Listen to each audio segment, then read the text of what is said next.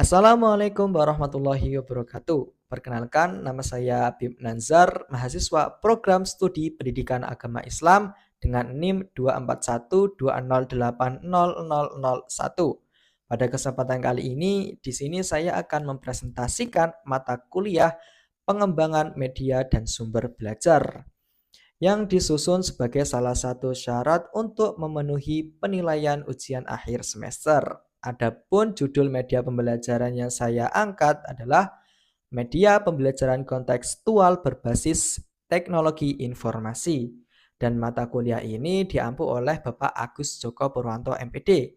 Dan melalui video pembelajaran ini, diharapkan materi yang disampaikan dapat membantu meningkatkan pemahaman serta pemanfaatan teknologi informasi dalam proses pembelajaran secara kontekstual. Selamat menyimak dan semoga video pembelajaran ini bermanfaat. Oke, kita langsung bahas ke materi. Ya, dengan judulnya tadi apa? Yaitu media pembelajaran kontekstual berbasis informasi teknologi. Ya, yang pertama yaitu pengertian. Jadi sebelum membahas banyak lebar panjang kali lebar banyak cincang-cincang yeping-yeping, kita harus tahu nih pengertiannya itu apa, yang mau kita bahas ini apa gitu kan. Jadi pengertiannya media pembelajaran kontekstual berbasis informasi teknologi adalah seperangkat alat, aplikasi, platform, dan sumber digital yang digunakan untuk mendukung proses pembelajaran dengan menghubungkan materi ajar terhadap konteks nyata kehidupan siswa. Dan media ini mengintegrasikan pendekatan kontekstual teaching and learning atau CTL. Jadi apa sih maksudnya? Pasti kalian belum paham kan? Jadi maksudnya itu adalah ini adalah seperangkat alat. Nah, alat ini ada banyak, yang intinya yang berwujud ada fisiknya, entah itu handphone, kemudian laptop, proyektor, atau komputer, atau yang buat virtual reality itu adalah VR box itulah. Intinya adalah alat digital ini. Kemudian nggak cuma alat aja, ada aplikasi. Nah, aplikasi ini ada aplikasi apa? Ya, aplikasi pembelajaran. Misal aplikasi edukasi atau aplikasi pembelajaran lainnya lah, ada banyak pokoknya. Ada salah satunya ada untuk praktek-praktek untuk mempermudah eksperimen, misal seperti itu. Kemudian ada platform atau website juga bisa. Ada platform sosial media edukasi, ada banyak. Kemudian ada website yang mempermudah eksperimen juga ada banyak. Yang intinya ini adalah sumber digital. Sumber digital entah itu dari alat, dari aplikasi atau platform yang digunakan untuk mendukung proses pembelajaran, untuk mempermudah pemahaman gitu, dengan menghubungkan materi ajar terhadap konteks nyata kehidupan siswa. Jadi beda dengan kalau zaman dulu. Zaman dulu itu hanya konvensional, yang tradisional, dan hanya berfokus pada penerangan guru, kemudian papan tulis, ya, si guru menulis, kemudian si siswa ikut nulis papan tulis, atau hanya berfokus pada buku cetak. Dan sekarang ini lebih modern, yaitu yang seperti yang kita bahas ini, yaitu pembelajaran kontekstual berbasis informasi teknologi. Sekarang lebih memanfaatkan teknologi dan untuk mempermudah pemahaman siswa gitu. Dan media ini mengintegrasikan pendekatan kontekstual teaching and learning. Itu adalah salah satu sedikit penjabaran tentang pengertiannya ya. Intinya untuk mempermudah entah itu alat, aplikasi, platform, atau website yang digunakan untuk mempermudah pemahaman yang lebih efektif lah, lebih cepat menangkap si siswa ini untuk memahami materi. Nah, kemudian setelah kita mengetahui pengertiannya, kemudian di sini ada karakteristik media pembelajaran kontekstual berbasis teknologi. Nah, ada apa aja tuh karakteristiknya? Di sini ada 5 karakteristik. Yang pertama ada autentik dan relevan. Nah, autentik dan relevan ini contohnya misal simulasi pengukuran dalam fisika menggunakan aplikasi augmented reality. Misal dalam pembelajaran fisika, entah itu pengukuran atau bereksperimen, kita bisa menggunakan aplikasi atau website.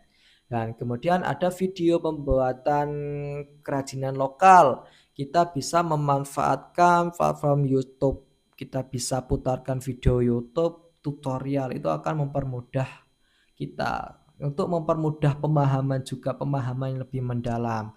Kemudian ada platform virtual yang menampilkan situasi lingkungan sekitar atau virtual reality. Kita bisa menggunakan headset VR atau VR box, alat yang seperti kacamata itu, untuk bisa masuk ke dunia yang virtual untuk belajar lebih mendalam dan mempermudah pemahaman. Kemudian karakteristik yang kedua ada interaktif dan dinamis. Dengan adanya fitur simulasi, siswa dapat bereksperimen secara mandiri, melakukan percobaan berkali-kali, serta mendapatkan umpan balik secara instan. Ya, misal kita dalam pembelajaran warna, mengenal warna, bereksperimen warna. Misal kita ini ingin mendapatkan warna hijau. Dengan apa? Kita tidak perlu repot-repot ada fisiknya warna. Kita bisa memanfaatkan aplikasi. Misal warna biru dicampur dengan kuning, ini akan menghasilkan warna apa? Merah dicampur dengan warna biru akan menghasilkan warna apa? Kita ini bisa menggunakan aplikasi. Misal pakai aplikasi Color Maker itu untuk mempermudah dalam pembelajaran dan mempermudah pemahaman. Kemudian karakteristik yang ketiga ada mendorong kolaborasi dan komunikasi. Teknologi menyediakan forum diskusi, ruang kolaboratif digital, dan alat presentasi sehingga siswa dapat belajar bersama, berbagi ide, membuat proyek kelompok, dan membangun keterampilan komunikasi. Nah, di sini kita bisa memanfaatkan aplikasi seperti Zoom. Di situ kita bisa presentasi online, kita bisa diskusi online, kemudian kita bisa memanfaatkan fitur chat, kemudian kita bisa daring, belajar di rumah, kuliah di rumah, itu untuk mempermudah pembelajaran.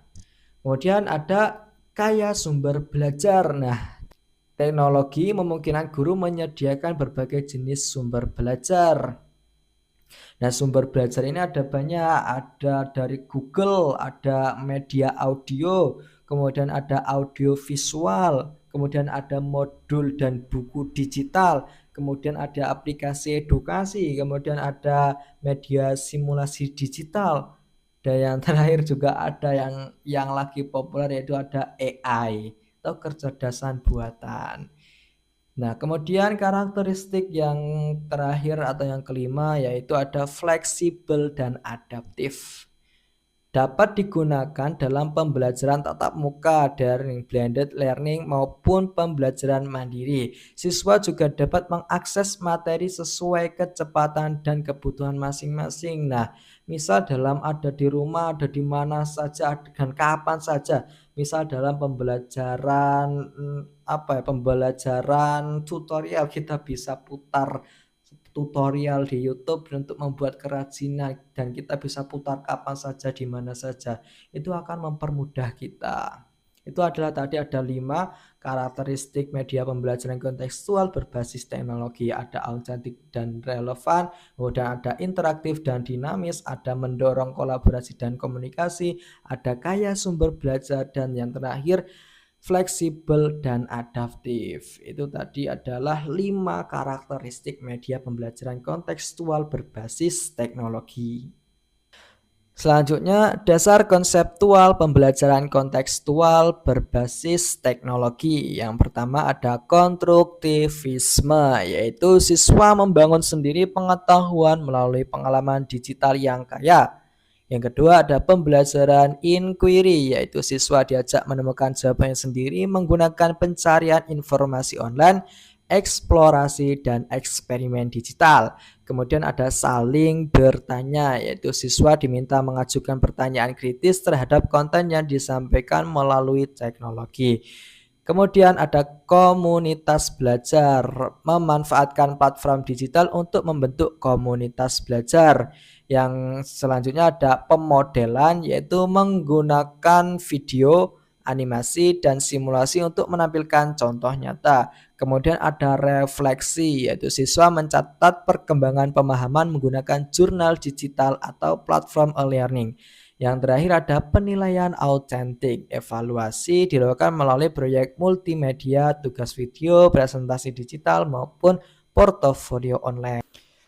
Selanjutnya, jenis-jenis media pembelajaran berbasis teknologi dalam pendekatan kontekstual. Contoh penerapannya yaitu ada multimedia interaktif, yaitu berupa modul pembelajaran yang menggabungkan teks, gambar, audio, dan video. Kemudian ada aplikasi pembelajaran digital, yaitu ada Google Classroom, Moodle, Ruang Guru, Viber, Kahoot, Quizizz, dan aplikasi pembelajaran khusus yang dibuat sesuai kebutuhan sekolah.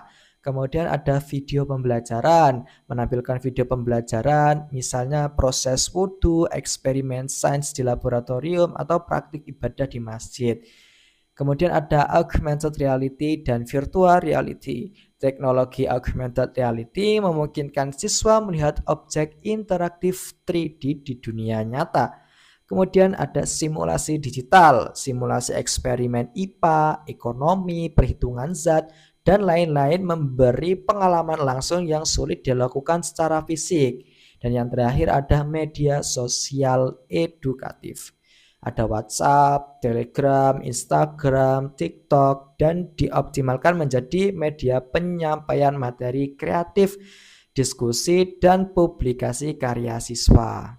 Kemudian kelebihan media pembelajaran kontekstual berbasis teknologi. Yang pertama, meningkatkan motivasi belajar. Jelas, ketika kita belajar hanya mendengarkan penerangan guru, kemudian melihat guru menulis di papan tulis, kemudian hanya ada buku cetak, itu akan sangat membosankan dan membuat siswa itu ngantuk ya, dan malas. Ketika kita bisa memanfaatkan teknologi, itu akan membuat pembelajaran itu lebih semangat, lebih menarik daripada hanya sekedar mendengarkan ceramah dari guru. Yang kedua ada mempermudah pemahaman konsep abstrak. Misal dalam pembelajaran yang susah dilihat, susah dibayangkan, kita bisa misal dalam pembelajaran agama atau dalam pembelajaran sejarah atau dalam pembelajaran IPA, misal dalam pembelajaran organ tubuh yang ada di dalam tubuh kita, kita bisa tampilkan gambar-gambar organ tubuh kita atau video simulasi tentang pembuluh darah untuk mempermudah pemahaman yang sulit untuk diangan-angan. Kita bisa menggunakan ya teknologi-teknologi seperti itu. Kemudian yang ketiga, menguatkan pengalaman belajar nyata untuk memperkuatnya. Kemudian yang keempat, mendorong kreativitas dan inovasi. Jelas ini akan membuat siswa ini lebih kreatif ketika kita menggunakan teknologi. Kemudian yang terakhir, mengembangkan literasi digital, dan ini akan mempermudah ya, meningkatkan kemampuan siswa ini menggunakan teknologi digital. Itu tadi 5 kelebihan dari media pembelajaran kontekstual berbasis teknologi. Kemudian penerapan media pembelajaran kontekstual berbasis teknologi di kelas. Implementasinya dapat dilakukan melalui langkah-langkah berikut. Yang pertama, perencanaan. Tujuan mengidentifikasi konteks yang relevan, kemudian menentukan strategi, menentukan media dan teknologi, kemudian menyusun langkah-langkah, kemudian pembelajaran, kemudian inti, penutup, menyusun, dan penilaian autentik. Yang pertama itu harus ada perencanaan. Yang kedua, pengembangan materi. Guru membuat materi visual seperti video, slide interaktif, animasi, modul digital, serta sumber bacaan kontekstual. Dan yang keempat itu pelaksanaan pembelajaran. Dan yang kelima, evaluasi dan refleksi. Siswa membuat rangkuman digital, proyek portofolio, presentasi, atau refleksi video. Guru melakukan penilaian autentik dan memberikan umpan balik. Itu tadi penerapan media pembelajaran kontekstual berbasis teknologi di kelas. Selanjutnya, dampak penggunaan media pembelajaran kontekstual berbasis teknologi. Yang pertama ada peningkatan hasil belajar, kemudian kemampuan berpikir kritis, kemudian komunikasi, kreativitas, dan adaptasi teknologi. Yang terakhir yaitu prospek pengembangan media pembelajaran kontekstual berbasis teknologi di masa depan. Perkembangan kecerdasan buatan atau AI, kemudian komputer kuantum, Metaverse dan IoT Internet of Things akan semakin memperkaya pembelajaran kontekstual berbasis teknologi. Beberapa prospek yaitu meliputi termasuk kelas virtual, metaverse, AI sebagai asisten belajar, analisis belajar berbasis data, pembelajaran adaptif, dan integrasi perangkat wearable. Nah, mungkin hanya itu saja yang dapat saya sampaikan. Kurang lebihnya mohon maaf. Wabillahi taufiq wal hidayah. Wassalamualaikum warahmatullahi wabarakatuh.